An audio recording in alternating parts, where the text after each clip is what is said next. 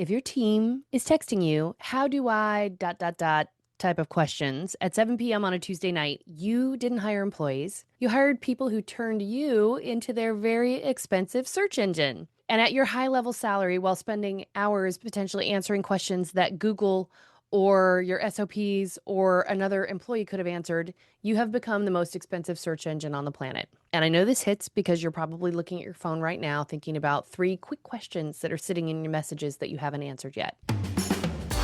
Welcome to She's That Founder Thursday edition. These are the quick rants, kick in the pants, velvet boot moments that represent me standing in the future, pulling you toward the even stronger, better, more powerful version of yourself as a leader with AI as your co-pilot.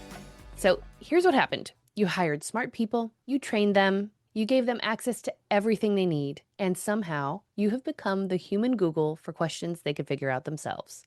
Dawn, where's the client folder? Dawn, what's the password for? Dawn, should I send this email? And the worst part, you answer every single time because you're helpful, because you care, because saying figure it out feels mean. But here's what's actually happening. Every time you answer a question they could have solved themselves, you're training them to be helpless. You're teaching them that their brain is optional when you're available. And I get it. Female founders especially struggle with this because we've been socialized to be helpful, to not burden others, to make things easier for everyone around us. Research shows that women are 40% more likely to respond to non-urgent requests immediately, thinking that it builds team loyalty when it actually undermines authority. My client Maria told me, I realized I was spending 2 hours a day answering questions my $85,000 project manager could have Googled in 30 seconds. I wasn't being helpful, I was being expensive. Totally. The psychology here is simple. If asking you is faster than thinking, they'll keep asking you. You have accidentally become the path of least resistance. So here's a mindset tweak that changes everything. This is the 3-text test. And yes, I had to practice saying that so that I could not get tongue-tied.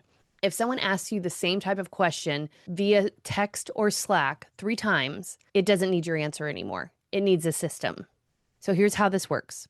The first time they ask, answer it, but note what they asked. Second time they ask the same type of question, answer it, but flag it in your brain or literally in Slack because you're starting to see the pattern. And the third time, stop. Do not answer. Instead, create an AI-powered solution that handles this question forever. Maybe it's setting up a 5-minute custom GPT with your company policies. Maybe it's using Claude to create department-specific FAQ documents that update automatically. Or maybe it's not AI at all, and it's just you pointing the finger to the person they should be asking instead. Or maybe it's an AI-generated workflow document. But whatever it is, AI can probably handle it so that you don't have to. Because here's the truth, my friend. Your brain is worth more than $7.50 an hour answering questions a computer could handle. The goal isn't to be mean. The goal isn't to distance yourself from your employees. The goal is to free up your brain for CEO-level thinking while your team gets faster, better answers than you could give them anyway, and starts to learn them on their own. AI doesn't get tired of answering the same question. It'll do it all day and twice on Sundays, even while you're sleeping. AI doesn't sigh when someone asks about a policy for the 15th time. AI just serves. And this is the force multiplier effect, because you know I love a force multiplier. Teach this 3-text test to your direct reports and other leaders in your organization. So when Sarah, my client at a 50-person startup, taught this to her 3 department heads, they reduced leadership interruptions by 40% in just 2 weeks. What? Yeah, I know. When you have a startup and so many parts are moving all at once and you're trying to build the plane as you're flying it, it is really hard to document all of this stuff and to really empower your people, but it's worth trying to do this. So if you've got department heads or team leads, show them the framework. When everyone in leadership uses that 3-text test system, you create a culture where people solve problems instead of escalating them, and you reduce that interruption time significantly. So bottom line, every time you answer a question they could solve themselves, you're choosing to be busy instead of being strategic. The 3-text test forces you to see the pattern and create a system instead of being the system. Because your team doesn't need you to be their search engine. They need you to be their leader. So if you're sitting there thinking, Dawn, what if they actually need me? That is your helpful programming talking. And I love that helpful programming. I've got it too.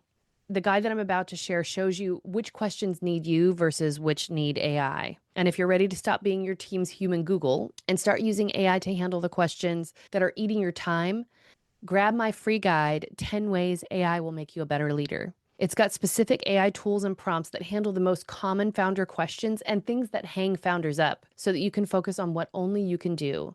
And you can grab it at hellodon.live/AI 10 ways. Okay, that's your kick in the pants for today. Stop training your team to need you for everything. Start training AI to handle what it can so you can lead what it can't. I'll see you next week where we're diving deep into things that I know are going to change how you think about your role as a leader, because that's what I am all about for you every single episode.